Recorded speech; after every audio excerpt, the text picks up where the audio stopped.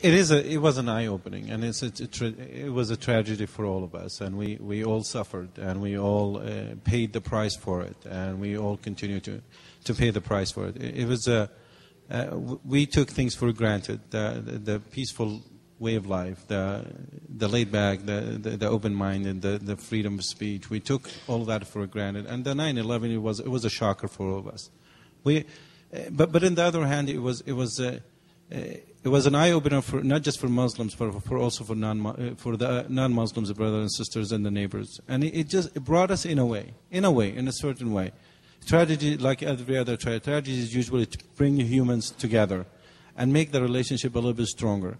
And I think what that did to us, I mean, if there is anything good out of 9/11, which is, I say there is, but if there is anything that brought us closer to each other and opened the line of dialogue between Muslims and non-Muslims, that will be the only thing I will say 9/11 did. Yeah, I think that's a great question. I think if you look at my own history, pre-9/11, was writing about all the same things, but I focused inside the Muslim community. I remember when I was 17, a freshman at University of Wisconsin, I remember going to the largest mosque in Milwaukee for 3 or 4 Fridays until I just got fed up with the imam there. I used to go up to him afterwards and say, why are you focused on Afghanistan? Why are you focused on these conspiracy theories and that everything is everybody else's fault? Why aren't you talking about spirituality and love and humanitarianism? And he said, this is Islam. There's no, it's political. This is what we do. And basically, some of us that were more spiritual found different outlets, and we didn't go to that large mosque in Milwaukee. And I think this was the battle that I've been fighting within the faith. After 9/11, I realized that it couldn't wait anymore, that the battles that my parents left in the Middle East followed us here, and that we had to speak out against. I think a lot of the, I can feel for a lot of the victimology you're hearing today. Certainly I have, especially the women in my family that feel that sometimes.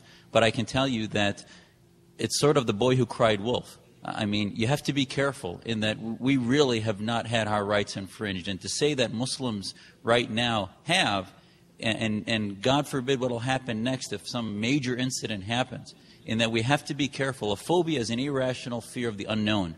Americans have a rational fear of terrorism and when the next act may happen. And I think the reason, despite all of the Muslim organizations and what they're doing, most of them are Islamists, they will have not, the negative opinions of Islam have gone from 33% on 9/12/01 to almost 52% now, over 50%. Despite all of the resources of CARE and the Islamic Society of North America, etc., they haven't budged any of that. And the reason is Americans want to see us leading the charge for counter-ideology. And that has not happened. We're just saying we're victims, and Islam, which is an ideology, has become like a race, which is we're just an identity movement, which we're not. This is an ideology, and we have to fight it in order to change that perception.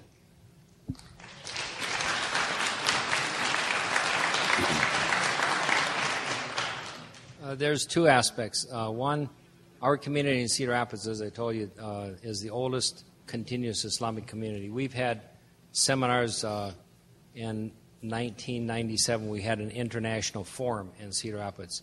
History, present, and future of Islam in North America. We had speakers and guests from some 30 countries. So our community, first conference on Islam in North America was in 1954 in Cedar Rapids, the Federation of American Muslim Communities of the United States and Canada. So our community has been active, but the change that happened after September 11th, NBC, CBS, NPR, they all came to Cedar Rapids, which to me showed that there was a lack of knowledge about Islamic communities in the United States. And what has happened since then, Cornell College, University of Iowa, they have Middle Eastern Islamic departments that are overbooked students waiting to get into them. Now, from the personal, as you asked personally,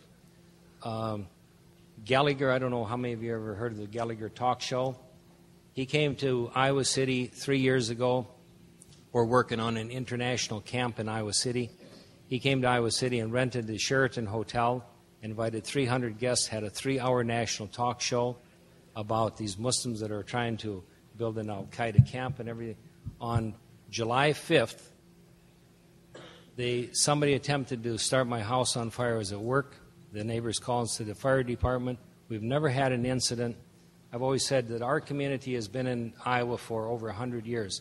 We can thankfully say that within our family and within the Muslim community in Iowa, we've never had one Muslim put a foot in a federal prison for rape, robbery, burglary, child molestation, or family abuse. Now, what family or what church or family or group in, say, in 100 years, they've never had one community member ever have a violation? Now, I had 2 threats on my life, which the FBI helped investigate. It was 1:30 in the morning.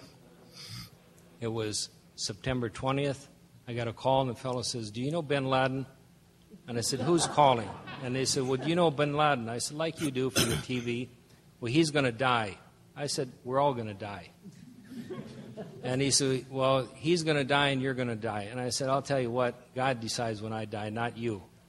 And he said, "You're going to see there's going to be a lot of blood flowing tonight." I said, "Well, you know what, if you weren't such a damn coward, you'd come and knock on my door and come and tell me." I said, "Because if there's a lot of blood, it might be yours, so you better be careful." And that hung up. A week later, we have an international company. The traffic manager, Lucy Hensman, she called. She said, "Bill, there's somebody on the phone threatening to bomb our warehouse." So she said, I took the call, and I said, "Can I help you?" He says, "Where's your warehouse?" I said, "Well, if you're calling, you must know where it is." He said, "We're looking for the terrorist warehouse." Now, my point is, in the worst of times, you have this type of... In the best of times, you have prejudice, you have racial undermining, but in the worst of times, some of these things come out. Yes, we have to be prudent, but I basically didn't take these type of people serious because anybody calls in the middle of the night like that. But my son got concerned, called the FBI. The FBI tracked the phones through the phone system. And it turned out to be some guys in the middle of the night just thought they'd call and start harassing people. So in the worst of times, you have these incidents. In the best of times, what came out of September 11th, as I look at it, the number of universities and colleges around the country that have put in Islamic departments, Arabic department, Middle Eastern, that are completely full. We have a young lady here that just graduated from Cornell and went to Egypt. The number of our young people that are going overseas, saying there's 2 sides of this history. There has not been any incidents before September 11th.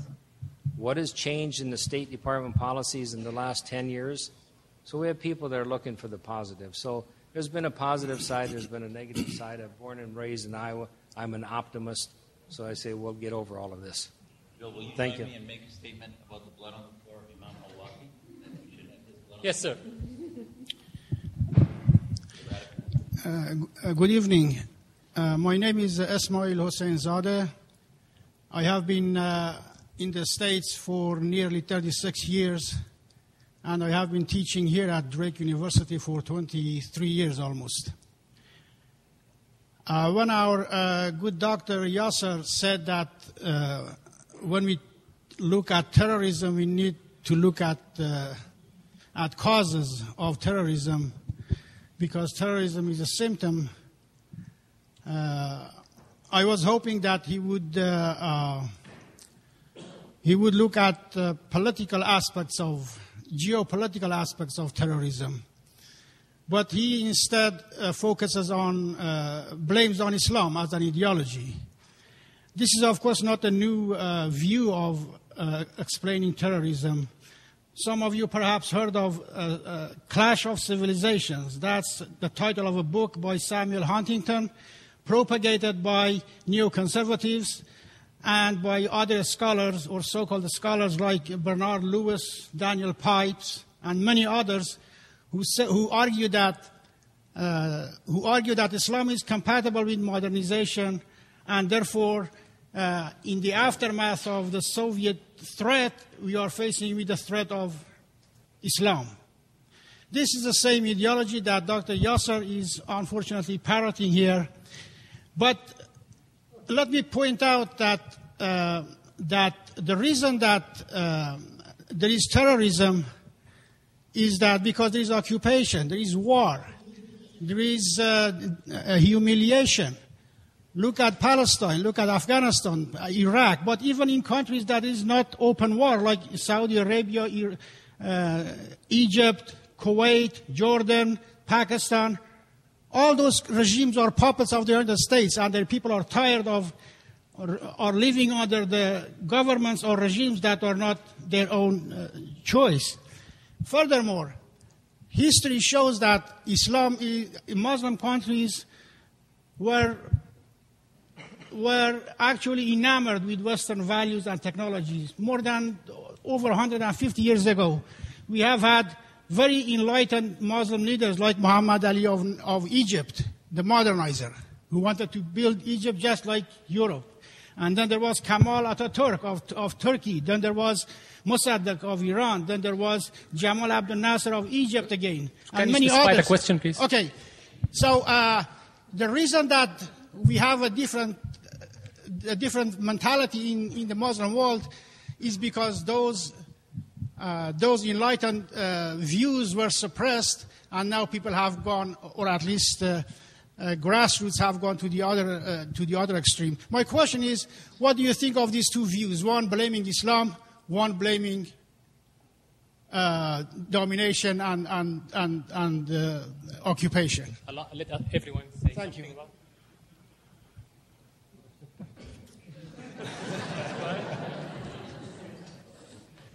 Well, I definitely say that blaming Islam is the wrong way to do it. And it's not the correct answer, because there is no evidence that will support such a claim. You can't blame the religion for the active people.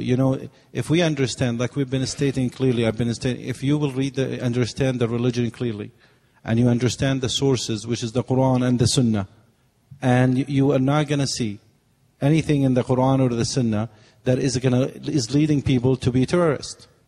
Islam is against terrorism. Now, we all say it. But the difference from what you've been hearing it and what you hear it now, we believe it. And we have the evidence to show it. You know what? If Islam, let me just tell you, we have 1.5 billion people around the world. They're Muslims. If Islam is advocating terrorism, if Islam is, the teaching of Islam is for terrorism or for killing or for and taking the rights of people, you would have not seen people like me standing up and talking about Islam. You would have not seen Pakistani soldiers standing side by side by the American soldiers fighting terrorism. You would have not seen the Iraqi soldiers fighting to kill the people who are demolishing their countries. You would have not seen all of that. Now, that's just think about this. Now, if the majority of these people are doing and standing against what we call terrorism, how could that be the teaching of Islam? Are we saying that Muslims, or most of these people, are not real Muslims? So that's just something for you to think about.